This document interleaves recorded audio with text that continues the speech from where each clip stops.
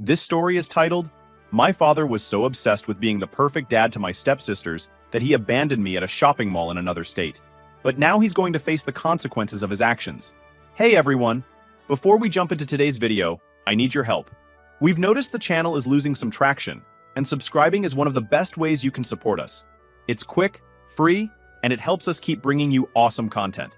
Your support means the world. Let's keep this channel growing together. Thanks so much. Now let's start the video. Hey Reddit, you ever feel like the world just shifted under your feet and no one bothered to warn you? That's how it felt when my parents split up. I was 12 when it all went down. One minute, my mom and dad were together, and the next, my mom was gone. She didn't really explain why. According to dad, she just said something about needing space and left. My dad, Logan, fought hard for custody. He told the court it was for my own good, that I needed stability, and that my mom wasn't reliable enough to raise me. Looking back now, I realize how much of that was him twisting the truth. But at the time, I didn't question it. I stayed with him, and my mom didn't fight it. She just disappeared. We've talked here and there over the years, but it's always been distant. Like talking to someone who used to be in your life but isn't anymore. At first, it was okay living with just my dad. Things were quieter, and we found a routine. But then Haley came into the picture, and everything changed. Haley was my dad's girlfriend for all of 4 months before they got married. She came with 2 daughters of her own, Mia, 13, and Ava, 11. I didn't think much of it when he told me about her. I figured, hey, maybe it's good for him to have someone again. But when they moved in, it was like my dad had been replaced. From the moment Haley and her daughters stepped through the door, my dad became obsessed with being the perfect stepdad. He'd gush about how Mia was so smart, or how Ava was so talented. He'd tell anyone who'd listen about how they needed him because their own dad wasn't in the picture. It was like I stopped existing. Before Haley, my dad and I used to hang out all the time. He'd pick me up from school, and we'd go grab ice cream or play cards in the living room. He wasn't the warmest guy, but he was there for me. After Haley moved in, all of that stopped. Now it's all about her and her kids. Haley made it clear early on that she wasn't interested in being a stepmom to me. She wasn't outright mean. At least not at first. But she never tried to bond with me either. It was more subtle, like how she'd always find a way to exclude me from things. She'd organize family movie nights, but somehow I was never invited. If I asked why, she'd say something like, "Oh, I thought you were busy with homework." What really stung was how she nitpicked everything I did. If I left my shoes by the door, it was a problem. If I didn't make my bed, I'd get a long speech about taking responsibility. Meanwhile, Mia and Ava could leave their stuff lying around, and Haley wouldn't say a word. And my dad, he never stood up for me. If I complained about Haley being unfair, he'd wave it off, saying, "She just wants to make the house better for everyone." Better for who, though? Mia and Ava, on the other hand, could do no wrong. My dad spoiled them like crazy. New clothes, gadgets, trips to amusement parks. Meanwhile, I had to beg just to get money for school supplies. If I pointed out the favoritism, he'd say, "They've been through a lot, and I'm trying to make up for it." One time, Mia borrowed my phone charger without asking and broke it. When I told her to replace it, she shrugged and said, "It's just a charger, relax." I went to my dad, thinking he'd back me up, but he just laughed it off and said, "It's not a big deal, I'll get you a new one." He never did. It wasn't just material things, though. It was everything. When Mia got a good grade, my dad would brag about it for days. When I brought home straight A's, all I got was a half-hearted, "Good job." Ava started taking dance classes, and my dad rearranged his whole schedule to make it to every recital. I had been on the honor roll for 2 years straight, and he'd never once attended an award ceremony. What hurt the most was how he made me feel like I was the problem. Whenever I tried to bring up how I felt, he'd say I was being dramatic or selfish. One time, I told him I missed the way things used to be, just the 2 of us. He sighed and said, "You need to learn to share, Madison. It's not just about you anymore." Share what, though? My room? My dad? My life? It's not like I haven't tried to make things work. I've gone out of my way to be polite to Haley and her daughters, even when they've been downright rude to me. I've done extra chores, stayed out of their way, and kept my mouth shut when they've treated me like a second-class citizen in my own house. But no matter what I do, it's never enough. Sometimes I wonder if my dad even notices how much I'm struggling. Does he see how I eat dinner alone most nights because Haley's made something I can't stand? Does he notice how I've stopped asking him to do things with me because I know the answer will be no? Or is he too busy playing hero to Haley and her kids to care? I don't know. All I know is that I feel like a guest in my own home. A few weeks ago, I realized things could actually get worse. I didn't think that was possible given how invisible I already felt in my own house. But Haley managed to pull it off. For context, I have a severe shellfish allergy.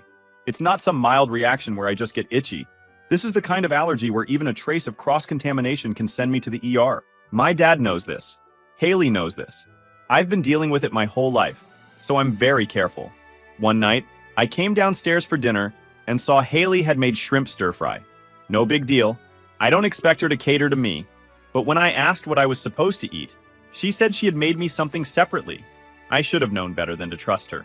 She handed me a plate of noodles, and it looked fine at first. But as soon as I sat down, I noticed something was off. The noodles smelled faintly of shrimp. I asked if she'd cooked my food in the same pan as the stir-fry. She shrugged and said, "Yeah, but I rinsed it out. It's fine." It wasn't fine. I told her I couldn't eat it because even a little cross-contamination could trigger my allergy. She rolled her eyes and said, "You're being dramatic.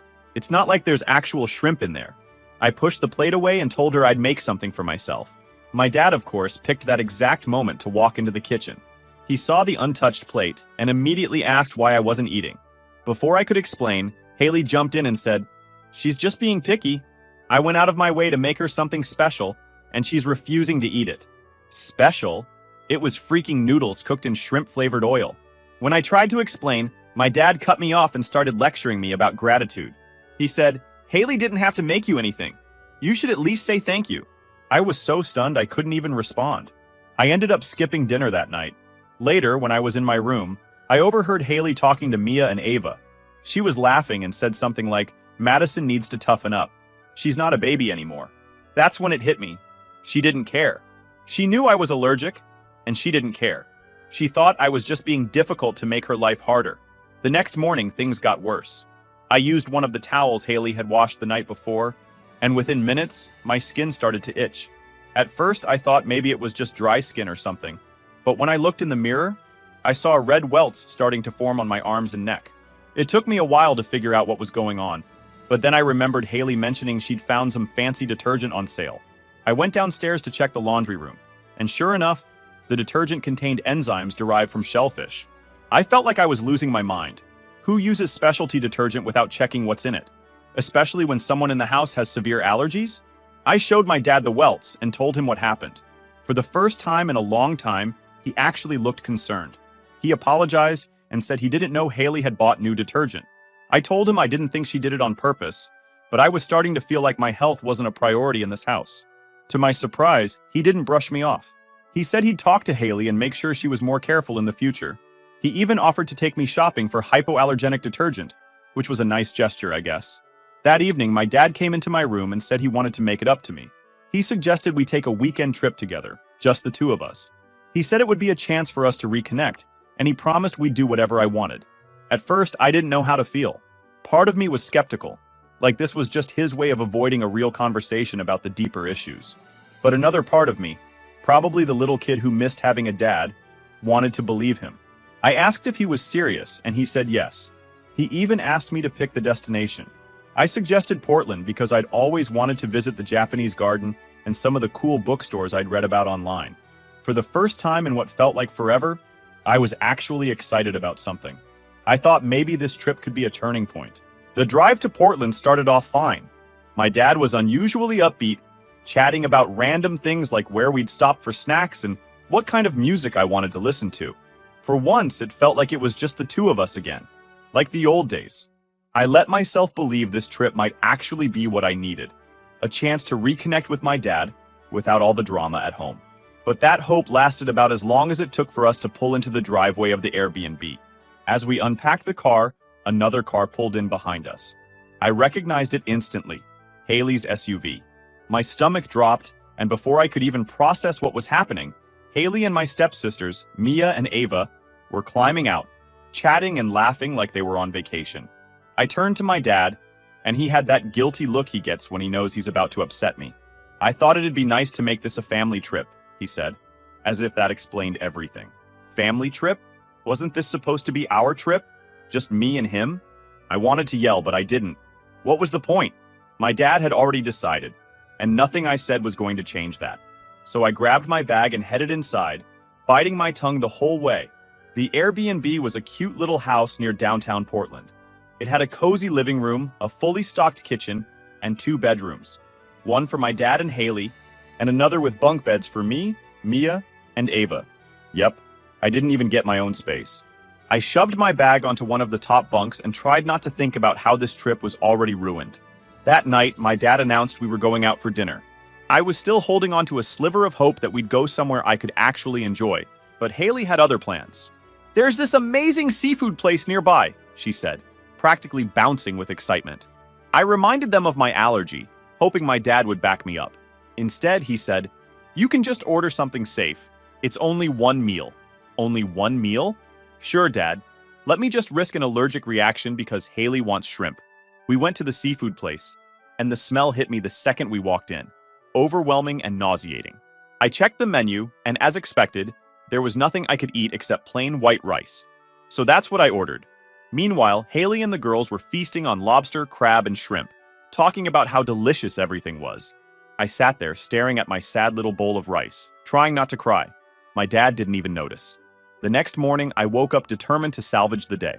There was a tourist spot I'd been dying to visit, a beautiful park with hiking trails and gardens. I told my dad about it, and he seemed on board. I thought, finally, something I actually want to do.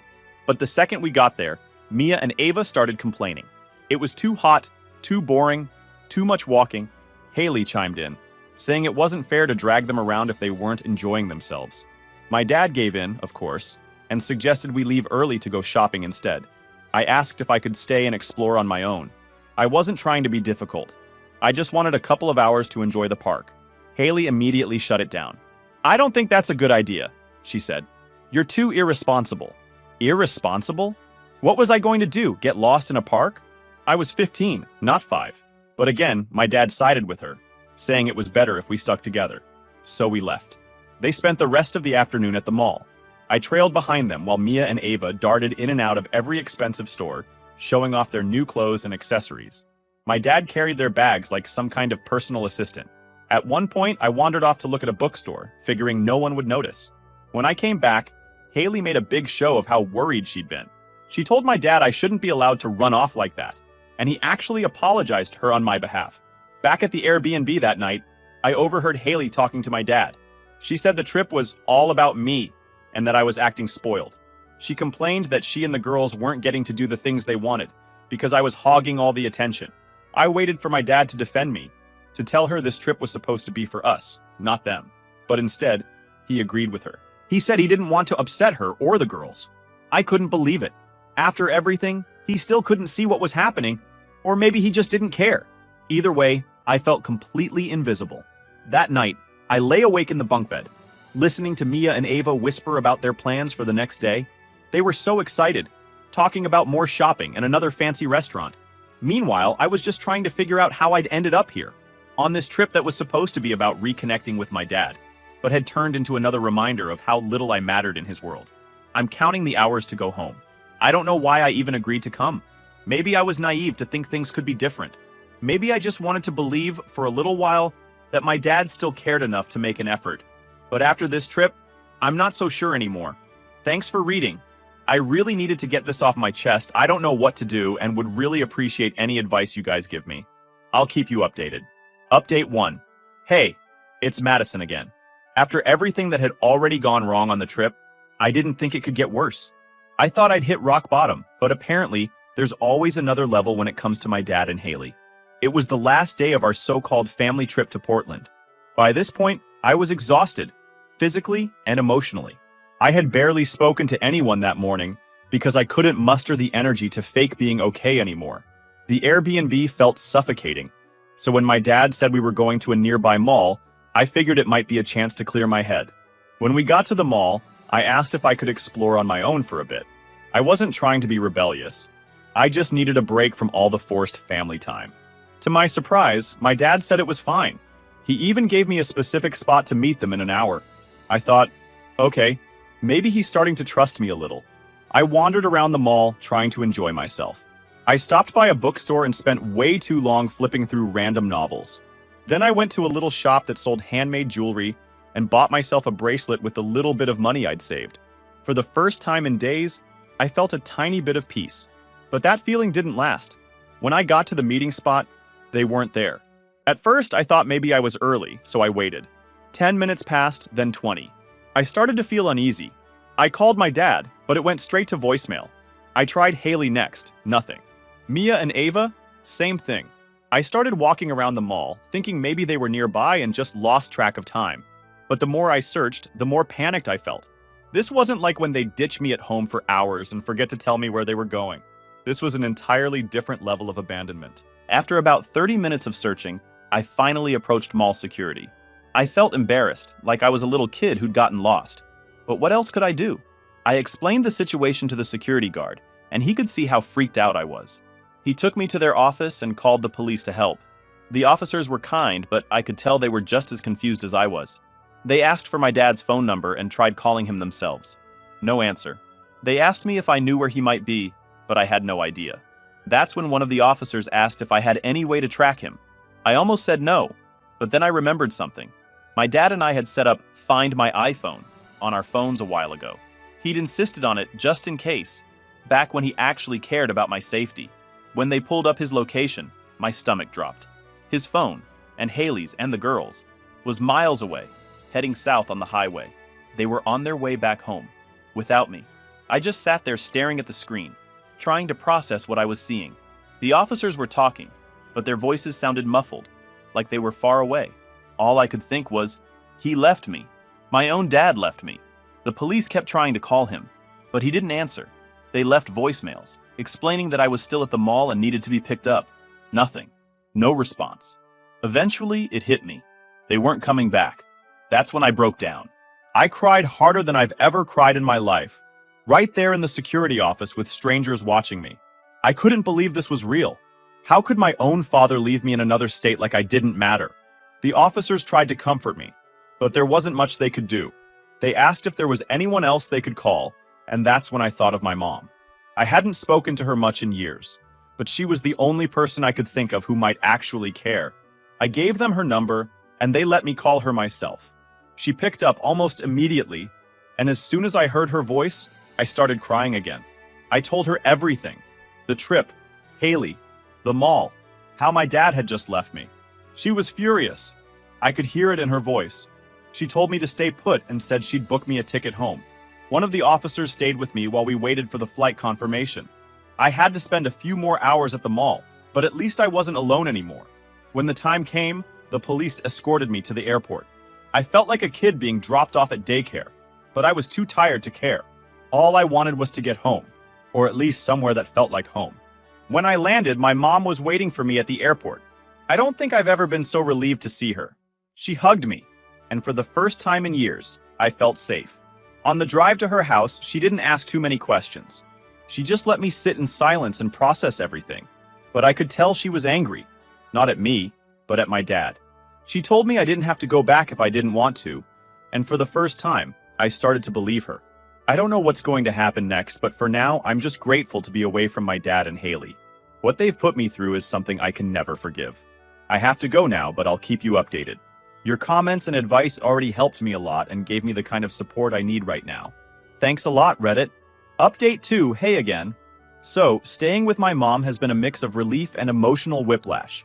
On one hand, it's been such a blessing to be away from the chaos of my dad's house. For the first time in years, I feel like I can breathe. On the other hand, being with my mom has brought up so many truths I wasn't prepared for. When I first moved in, my mom was surprisingly calm about everything. She didn't press me for details about the trip or push me to talk about what happened with my dad. She just made it clear that I was welcome to stay as long as I needed. But as the days went on and I started opening up, she began sharing her side of the story. And let me tell you, it was a lot to take in. One of the first things she told me was about the divorce. My dad always made it seem like my mom gave up on me, like she didn't even try to fight for custody. But according to her, that couldn't be further from the truth. She said she wanted joint custody, but my dad fought tooth and nail to get full custody. And the way he did it? He lied. Apparently, when I was little, there was an incident where I got really sick after eating expired food. I vaguely remember it. It was one of those moments that sticks with you in flashes. My stomach hurt so badly I couldn't stand up, and I ended up throwing up all night. My mom took care of me, stayed by my side, and made sure I was okay. What I didn't know was that the expired food. My dad gave it to me. He was in a rush to get to work and handed me a snack without checking the date. When I got sick, he convinced my mom not to tell anyone, saying it would cause unnecessary drama with his family. She didn't realize at the time that he'd later twist that same incident to make her look like an unfit mother. During the custody battle, my dad used it as evidence that my mom was neglectful. He painted her as irresponsible and careless, making it seem like she had endangered me. She said she was blindsided. She never thought he'd stoop so low, but he did, and the court believed him. That's why he got full custody. Hearing all of this made my blood boil. For years, I thought my mom just didn't want me, that she walked away because she didn't care. But that wasn't the case at all. She fought for me, and my dad manipulated the situation to make sure she lost. It made me rethink everything I thought I knew about my dad. For so long, I'd given him the benefit of the doubt, even when he was treating me like I didn't matter. I always thought, he's my dad. He's doing his best. But now I'm not so sure. As if that wasn't enough, my mom also told me about my grandmother, Lena. I hadn't seen her in years, and I just assumed we drifted apart. But my mom said my dad cut her off after she voiced concerns about Haley. Apparently, Lena never liked Haley. From the moment they got together, she felt like something was off. She thought Haley was too controlling and worried about how quickly my dad was moving the relationship forward. My dad didn't want to hear it, so he shut her out. My mom encouraged me to reach out to Lena, so I did. When I called her, she was so happy to hear from me that she almost cried. She invited me over, and when I got there, we sat down for what turned into a 3-hour conversation. Lena confirmed everything my mom had told me. She said my dad had always been obsessed with appearances, and that he couldn't stand the idea of anyone criticizing his choices. When Lena voiced her concerns about Haley, he accused her of being unsupportive and told her to stay out of his life. That's why we stopped seeing her, because my dad wanted it that way. But the biggest revelation? Lena told me that Haley used to be my dad's co-worker. That's how they met. It all made sense. Haley wasn't just some random woman my dad fell in love with. She'd been in his life for years, working behind the scenes. According to Lena, my dad started relying on Haley for more and more things after the divorce. She thinks Haley saw an opportunity and took it. Looking back, it explains so much. Haley's insistence on controlling everything, her constant need to put me down. It wasn't just about being a bad stepmom. It was about solidifying her position in my dad's life. And my dad, being the people pleaser he is, let it happen. Hearing all of this was overwhelming. I felt like my entire childhood had been rewritten in a matter of days. But at the same time, it was validating. For years, I'd been gaslit into thinking I was the problem, that I was too difficult or too sensitive. Now I see that wasn't true. If anything, I was just caught in the crossfire of my dad's bad decisions. Being with my mom has been like stepping into an entirely different world. She's patient and kind in a way my dad never was. When she says she's going to do something, she actually follows through. She listens to me, not just to respond, but to understand. I've also started spending more time with Lena, which has been amazing. She's so warm and supportive, and I forgot how much I missed having her in my life. The more I learn about my dad, the more I realize how much damage he's done.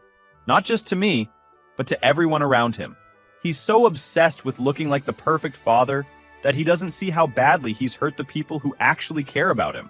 At this point, I definitely won't forgive him, and we won't let him get away after the harm he did to me. I'll let you know our next steps. Thanks for sticking around throughout this mess. Update 3. Hey everyone, I didn't expect to be back with another update so soon. But things took a turn I wasn't expecting. Buckle up because this one's intense. So, when my mom and I decided to confront my dad, I wasn't entirely sure it was the right move. It felt dramatic, like something you'd see on a bad TV show. But at the same time, I knew we couldn't let him get away with everything he'd done. The final push came from my grandmother, Lena, who said, "If you don't hold him accountable, he'll keep thinking he can treat people this way." The opportunity presented itself sooner than I expected. My dad's side of the family was hosting a big gathering at my uncle's house. My dad, Haley, and the girls were going, and Lena said we should crash it. "It's the only way to make sure everyone hears the truth," she told me. So we planned it out. My mom, Lena, and I would show up unannounced. When we arrived, the party was already in full swing. My uncle's backyard was packed with relatives I hadn't seen in years. There were kids running around, people laughing and catching up, the smell of burgers on the grill. It all felt so normal, which made what we were about to do feel even more surreal. My dad spotted us almost immediately. His face went pale, like he'd just seen a ghost. Haley, who was standing next to him, looked confused at first, but her expression quickly turned to annoyance. "Madison?" my dad said, walking toward me. His voice was calm, but I could tell he was rattled. "What are you doing here?" I didn't even let him finish. "We need to talk," I said, loud enough for the people around us to hear. The conversations nearby quieted down as people started to notice the tension. My dad tried to steer me away from the crowd, but I stood my ground. "No, we're doing this here," I said, in front of everyone. And then I let it all out. I told everyone how he'd left me in Portland, how I'd had to call the police because I couldn't find him, how I discovered through Find My iPhone that he was already halfway home. I told them about Haley's negligence with my allergies, how she'd cooked food that could have sent me to the hospital and didn't even care. By the time I was done, you could hear a pin drop. My dad looked like he didn't know whether to be angry or embarrassed. Haley was red in the face, and Mia and Ava had slunk to the back of the crowd, clearly uncomfortable. My mom backed me up with receipts, texts, call logs, everything. She showed everyone the messages I'd sent her from the mall, the voicemails the police had left for my dad, even a screenshot of the Find My iPhone map showing him driving away. It was undeniable. Haley, of course, tried to spin the situation. She jumped in saying, "It's not what it looks like. Madison's exaggerating. We thought she was at the Airbnb. We didn't realize she wasn't with us until it was too late." I wasn't about to let her get away with that. "Really? Because the police called you, and you still didn't come back. And what about the seafood dinner? Or the detergent that gave me hives? Are you going to pretend that didn't happen too?" Haley opened her mouth to respond, but no words came out. Then she said something that made my blood boil.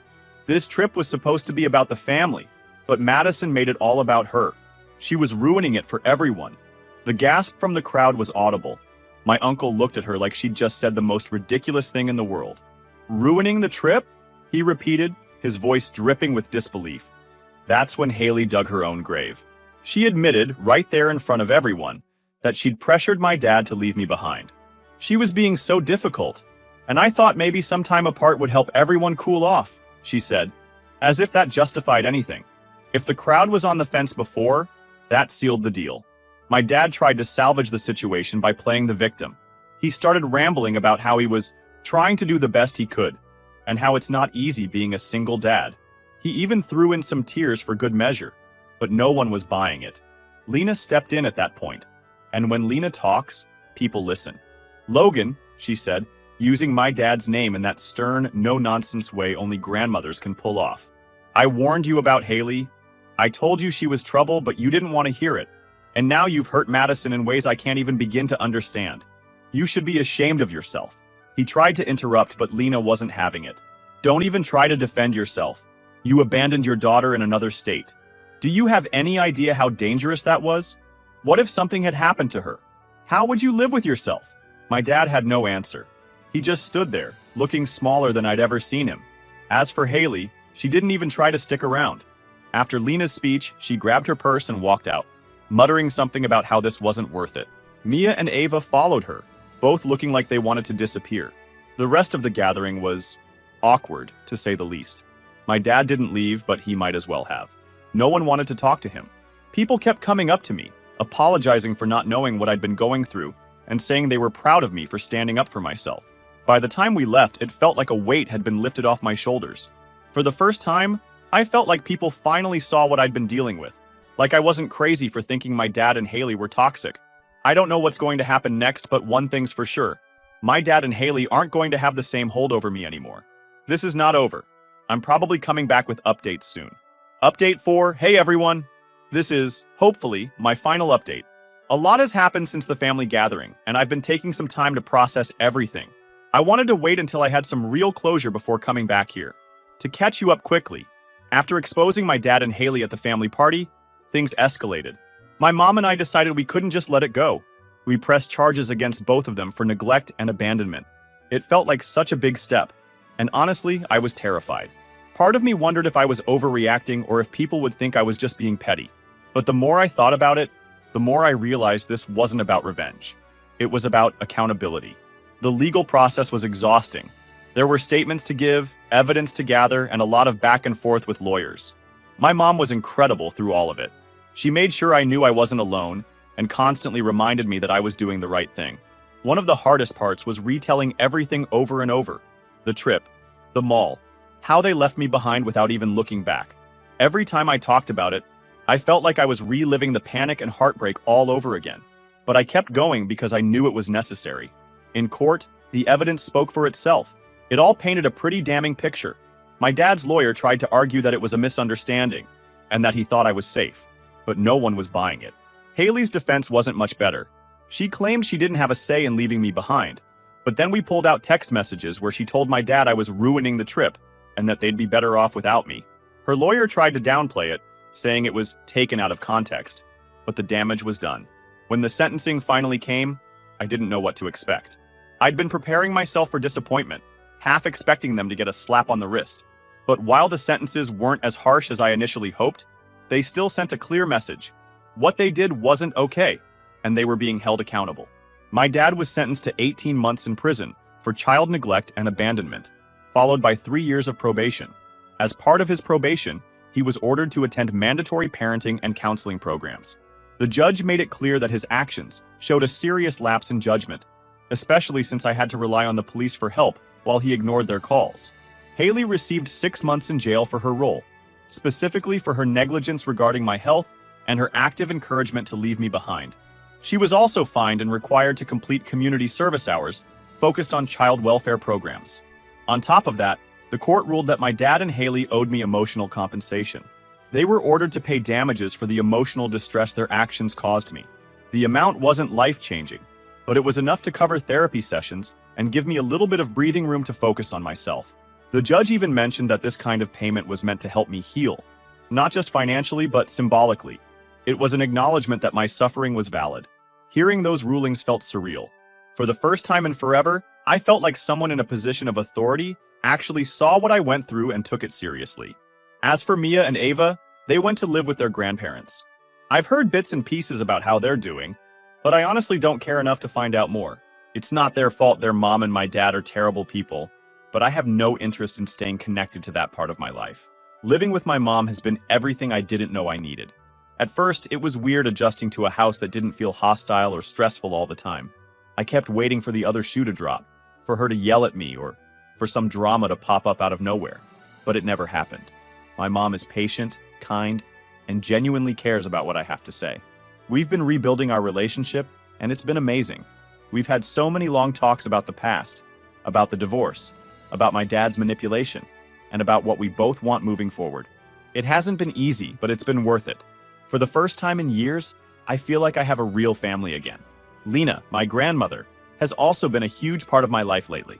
I didn't realize how much I missed her until we reconnected. She's been helping me work through a lot of the emotions I've bottled up over the years. Sometimes we'll just sit and talk for hours, and it feels like I'm getting back a piece of myself that I lost when my dad cut her off. Do I miss my dad? Honestly, I don't know. Sometimes I think about the person he used to be.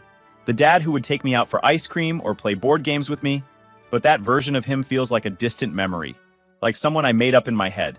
The man who left me in Portland, who let Haley treat me like garbage, who cared more about appearances than his own daughter, that's the man I remember now, and I don't think I'll ever forgive him for that. As for Haley, I don't think about her much. She's irrelevant to me now, just a bad chapter in my life that I've finally closed. I'm proud of myself for standing up and saying, this isn't okay. It took a lot to get here, but I finally feel like I'm in a good place. My dad and Haley are out of my life, and for the first time in a long time, I feel like I can just focus on being me. To anyone reading this who's going through something similar, you deserve better. Don't let anyone convince you that you're too sensitive or too difficult, or that your feelings don't matter. They do, and you have every right to fight for your happiness and your safety. Thank you to everyone who's been following my story and offering support. It's meant more to me than I can put into words. Here's to new beginnings.